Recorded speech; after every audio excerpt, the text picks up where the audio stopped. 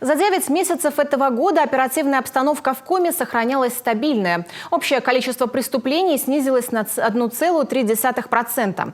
Тем не менее, наблюдался рост преступлений, совершенных в общественных местах. Противодействие преступности и обеспечение общественного порядка – это отдельная госпрограмма, которая действует с 2020 года. Сегодня в Госсовете подвели ее предварительные итоги и обсудили планы на перспективу. Анна Зубарева подробнее.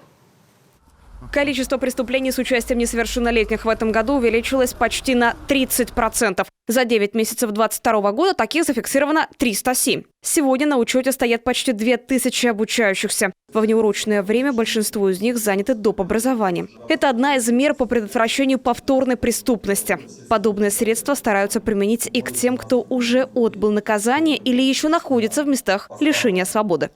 Для подразделений ФСИН в этом году впервые мы приобрели разборный металлический ангар, чтобы там разместить рабочие места для лиц, содержащихся в местах лишения свободы. В настоящее время этот ангар, идет его монтаж в одном из исправительных учреждений в городе Печоре. И по имеющейся информации там будет размещено швейное производство. Кроме того, для УФСИН закупаем швейное оборудование, которое также будет... Буквально на днях должна быть осуществлена поставка, которая будет размещена в исправительных учреждениях. Закупаем станок лазерной резки для изделий различного производства и деревообработки, и по камню. Места лишения свободы обеспечат информационными терминалами. Таких закупят 11 штук. С их помощью осужденные смогут ознакомиться со свободными вакансиями на рынке труда и с местами для прохождения профобучения. Дело в том, что у нас в наших учреждениях действуют 3 учебных заведения. И человек, попав в такую жизненную трудную ситуацию, будучи осужденным, может быть, не имея на свободе, на гражданской своей жизни до того, как он попал, совершил какое-то преступление и попал в учреждение, и среднего образования не имел. А тут у него есть возможность получить среднее образование. Тут у него есть возможность получить профессии.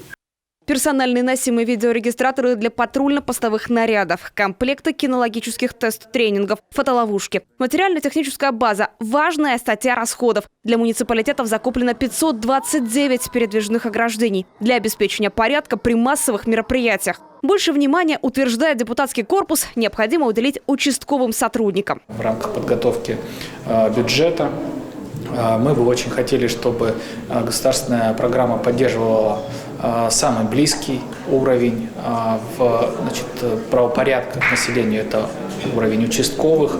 Сегодня об этом будет сказано. Сегодня об этом скажет представитель МВД. И действительно, пока что в государственной программе нет пунктов, связанных с тем, чтобы поддерживать в нормальном, должном состоянии участковые пункты полиции. Мы очень хотим выйти с этим предложением на согласительную комиссию по рассмотрению бюджета. Общий объем финансирования программы по планам на следующий год – более 467 миллионов рублей. Сумма по сравнению с текущим годом увеличится почти на 12%. Деньги пойдут на укрепление материально-технической базы, занятость осужденных, организацию антинаркотической и противоалкогольной пропаганды. Анна Зубарева, Дарья Вологжанина, Олег Юшков, телеканал Юрган.